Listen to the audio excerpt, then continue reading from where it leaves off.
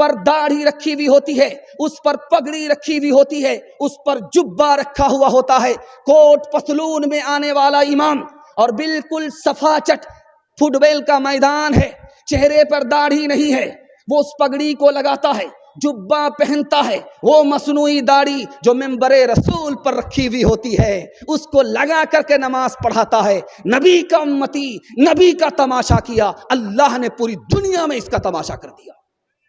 تیسری بات کو یاد رکھیے، خدا نے ہمیں پیدا کیا، وہ ہمیں پال رہا ہے، ہر سانس خدا کا احسان ہے، اس خدا کے ساتھ ہمارا سلوک دیکھیے۔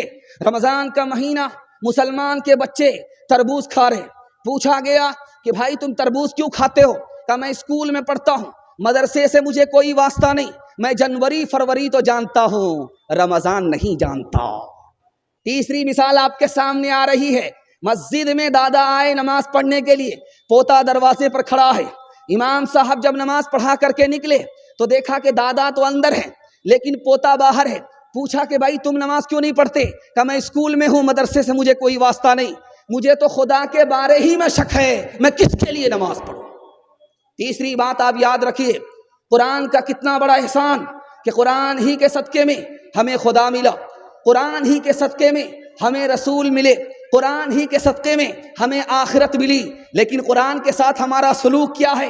مہینوں گزر جاتا ہے، سال گزر جاتا ہے، اخبار روز پڑھیں گے، موبائل روز دیکھیں گے، اور جس کا دیکھنا عبادت، جس کا پڑھنا عبادت، سال ہا سال کھولنے کی فرصت نہیں ہے۔ قرآن کو چھوڑنے کے نتیجے میں ہم ذلت کی پستی میں چلے گئے، قرآن کو پکڑنے کے نتیجے میں لوگ عزت کی چوٹی پر پہنچ گئے۔ دھیان سے سنیے گا، مدرسے کا کتنا احسان ہے ہمارے اوپر؟ 4 احسان۔ پہلا احسان، اگر یہ مدرسہ نہیں ہوتا اسلام کی حفاظت نہیں ہوتی، اگر یہ مدرسہ نہیں ہوتا ہم انسان نہیں، انسان سے بھی بدتر ہوتے، اگر یہ مدرسہ نہیں ہوتا تو نکاح کی دولت ہمیں نصیب نہیں ہوتی، اگر یہ مدرسہ نہیں ہوتا ہمارے بچے کو فری میں تعلیم نہیں ملتی۔ میں آپ کے سامنے بیان کر رہا ہوں، آپ میرے بیان کو سن رہے ہیں، آپ پوچھیں گے تم نے پڑھائی کہاں کیا؟ میں کہوں گا مدرسے میں۔ آپ کہیں گے کتنا پیسہ تمہارے باپ نے خرچ کیا؟ میں کہوں گا کچھ بھی نہیں، قوم کا پیسہ تھا، مدرسے کا احسان تھا، فری میں تعلیم حاصل کر کے میں آپ کو بیان سنا رہا ہوں۔ مدرسے کے 4 احسان، اور مدرسے پر ستم دیکھیے، ملت کا کیا ستم ہے کہ 4 بچے 100 میں مدرسہ پڑھنے کے لیے آ رہے ہیں، 100 میں صرف 4 بچے مدرسے کی تعلیم حاصل کر رہے ہیں۔ علماء کی قربانی دیکھیے، 1857 میں 2 لاکھ مسلمانوں کو مارا گیا، 52,000 علماء کو پھانسی دی گئی۔ آج عالموں کے ساتھ ستم کیا ہے کہ اگر وہ خانقاہ میں ہیں تو کیا کہتے ہیں کہ دنیا سے کوئی ان کو مطلب ہی نہیں، اگر وہ مدرسے میں ہیں تو کہتے ہیں کہ یہ تو تنخواہ پر کام کر رہے ہیں، دین کا کام کہاں سے ہو رہا ہے، اگر وہ سیاست میں ہیں تو رات دن چائے کے ہوٹل میں عالموں کی غیبت کرتے ہیں، عالموں کو تانا مارتے ہیں، عالموں پر الزام رکھتے ہیں۔ یاد رکھیے، اگر آپ مدرسے کے پیچھے پڑ گئے، مدرسے کے عالموں کے پیچھے پڑ گئے، مدرسے کی تعلیم کے پیچھے پڑ گئے تو آپ کو کیا نقصان ہوگا؟ آپ کے خاندان سے اللہ علم کو نکال دے گا۔ ایک مثال پر پیغام ختم کر رہا ہوں، سننے کے لیے مکمل تیار ہے؟ دونوں ہاتھ اٹھا دیجئے انشاءاللہ۔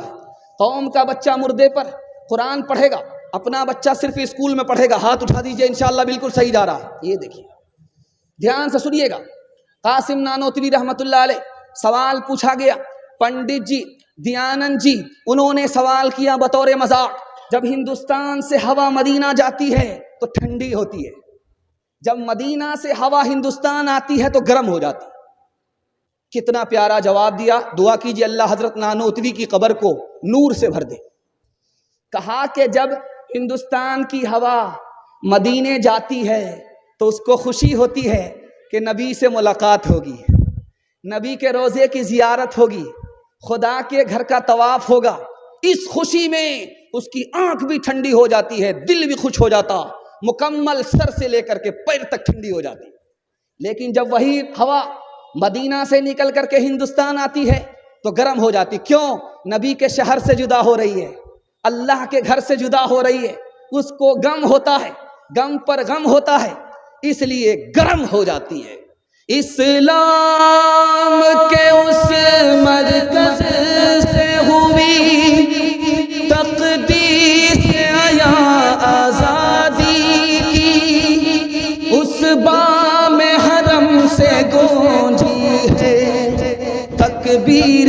اذاں